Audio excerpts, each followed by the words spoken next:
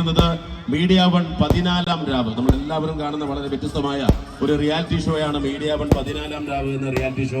ആ media one 14-ാം രാവ് എന്ന റിയാലിറ്റി ഷോയില് ഒരൊറ്റ പാട്ട് കൊണ്ട് എല്ലാവർക്കും അറിയാം, ആരാരും മനസ്സിൽ നിന്ന് തുടങ്ങുന്ന ആ ഒരു സോങ് കൊണ്ട് 6 കോടി ജനങ്ങളുടെ മനസ്സിൽ സ്ഥാനം പിടിച്ച് ഇന്ന് ഒട്ടനവധി ഷോകളിലൂടെ ശ്രദ്ധേയമായിട്ടുള്ള പ്രിയപ്പെട്ട പാട്ടുകാരിയാണ്. ബെസ്റ്റ് എന്ന് പിന്നീട് ഒട്ടനവധി പുരസ്കാരങ്ങൾ ആ പ്രിയപ്പെട്ട കലാകാരിയെ തേടി എത്തിയെന്നുള്ളതാണ്.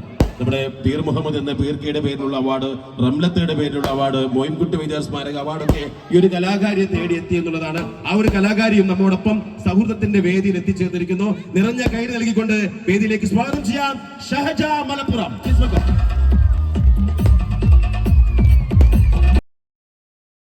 ഇത് കഴിഞ്ഞില്ലേ എന്ന് ചോദിക്കുന്നവരോട് ഇത് കഴിഞ്ഞിട്ടില്ല, ഇതൊരു വലിയ വീഡിയോ ആയിട്ട് തന്നെ ചെയ്യാമെന്ന് കരുതി. ഷോർട്സിലൊന്നും ഷാഫിക്കയുടെ വീഡിയോസും കാര്യങ്ങളൊന്നും ഒതുങ്ങൂലെന്ന് നിങ്ങൾക്ക് തന്നെ അറിയാം. വളരെയധികം സന്തോഷമുണ്ട്. നമ്മുടെ ഷാഫിക്ക് ഉള്ളത് കൊണ്ട് തന്നെ ഇത്രയും ആളുകളൊക്കെ കാണാൻ സാധിച്ചു. സന്തോഷം.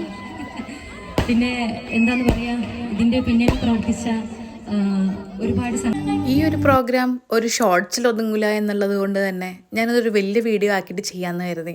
നല്ല ഗംഭീര പരിപാടിയായിരുന്നു കേട്ടോ, ഒന്നും പറയാനില്ല, അത്രക്ക് അടിപൊളിയായിരുന്നു.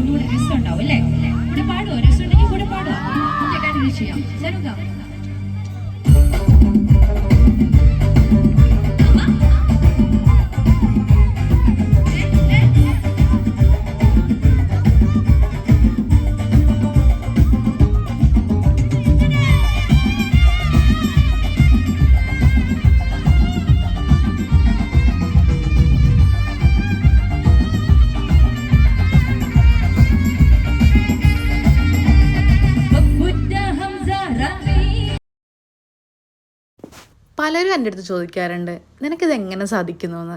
എല്ലാ കാര്യങ്ങളും നീ വീട്ടിലെ കാര്യങ്ങളെല്ലാം ചെയ്യുന്നുണ്ട്, അതേപോലെ പുറത്തിറങ്ങുന്നുണ്ട്, ഷോപ്പിംഗ് ചെയ്യുന്നുണ്ട്. ഒരു വയസ്സുള്ളൊരു ആമയില്ലേ എനിക്ക്, അപ്പോൾ ഇതൊക്കെ എങ്ങനെയാണ് നിനക്ക് സാധിക്കുന്നതെന്ന്. ശരിക്കിത് പറയുമ്പം എനിക്കൊന്നും ഒരു അത്ഭുതമായിട്ട് തോന്നാറില്ല. നമുക്ക് വേണമെങ്കിൽ നമുക്കെല്ലാം സാധിക്കുന്നതെന്ന് തന്നെയാണ് ഞാൻ മനസ്സിലാക്കിയിട്ടുള്ളത്. അല്ലെങ്കിലും ഈ ഒരു ഇടവേളകൾക്കുള്ളിൽ എത്ര പേര് നമുക്കിടയിൽ ജോബ് ചെയ്യുന്നവരും അവരുടെ എല്ലാ കാര്യങ്ങളും നോക്കുന്നവരുണ്ട്. ഞാൻ അവരെ പോലെയൊന്നും അല്ലെങ്കിൽ പോലും ഞാനും ഇതുപോലെയൊക്കെ ചെയ്യുന്നുണ്ടെന്നുള്ളൊരു സംഭവം എൻ്റെ ഉള്ളിലും വരാറുണ്ട്. ഒരു പ്രൗഡ് മൂമെൻറ്റ്. ഈ ഒരു സംഗതി ഞാൻ ഇവിടെ പറയാനുണ്ടായ കാരണം എന്താണെന്നറിയോ, എൻ്റെ ഫാമിലിയിലും എൻ്റെ ഫ്രണ്ട്സിൻ്റെ ഇടയിലും അവർ പറയുന്നത് ഞാൻ കേൾക്കാറുണ്ട്, എനിക്കിതിനൊന്നും പറ്റുന്നില്ല, കുട്ടിയുള്ളത് കൊണ്ട് എനിക്ക് പുറത്തു പോകാൻ പറ്റുന്നില്ല, അങ്ങനെ ഇങ്ങനെയെന്ന്. പക്ഷേ കുട്ടി ഒരിക്കലും നമുക്കൊരു ബാധ്യതയോ അല്ലെങ്കിൽ അവരുള്ളത് കൊണ്ട് നമ്മുടെ കാര്യങ്ങൾ മാറ്റി വെക്കേണ്ടതോ ഇല്ല. അവർക്കതിനനുസരിച്ചുള്ള ഇപ്പോഴത്തെ ഒരു കാലഘട്ടത്തിൽ അവർക്ക് ട്രാവൽ ചെയ്യുമ്പോൾ ഇടാനുള്ള ഡ്രസ്സ് കാര്യങ്ങൾ ഒക്കെ ഉണ്ടല്ലോ. അപ്പോൾ പിന്നെ ഞാൻ എന്ത് പറയാം.